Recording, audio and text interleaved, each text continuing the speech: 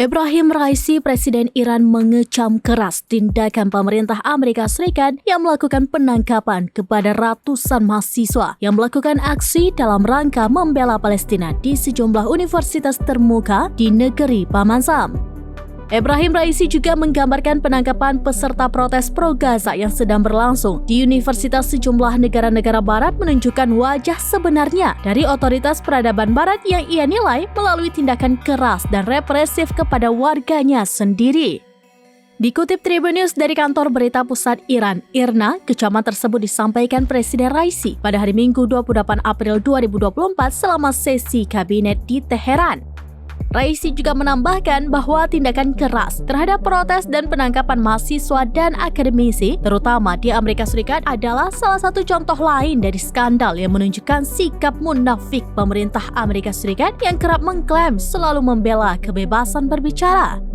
Seperti yang diketahui sebelumnya, aksi Amerika Serikat yang terus mendukung langkah Israel untuk melakukan agresi militer di Palestina ikut menuai kecaman oleh warganya sendiri.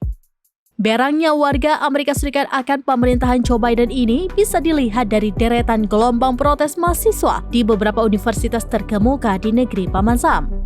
Dalam beberapa hari terakhir ini, mahasiswa dari beberapa universitas di Amerika melakukan demonstrasi menuntut dibebaskannya Palestina dari invasi Israel.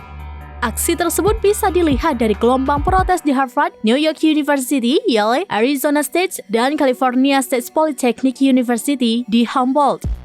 Protes terpanas sendiri terjadi di Columbia University yang berlangsung sejak 17 April lalu dengan aksi demonstrasi yang melumpuhkan kegiatan belajar mengajar di kampus tersebut.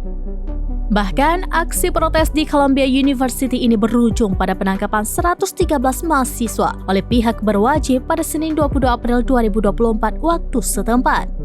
Sebelum Presiden Raisi memberikan kritik keras kepada pemerintah Amerika Serikat, hal serupa juga diutarakan oleh juru bicara Kementerian Luar Negeri Iran Nasser Kanaani pada Rabu 24 April 2024 waktu setempat. Download Tribun X sekarang, menghadirkan lokal menjadi Indonesia.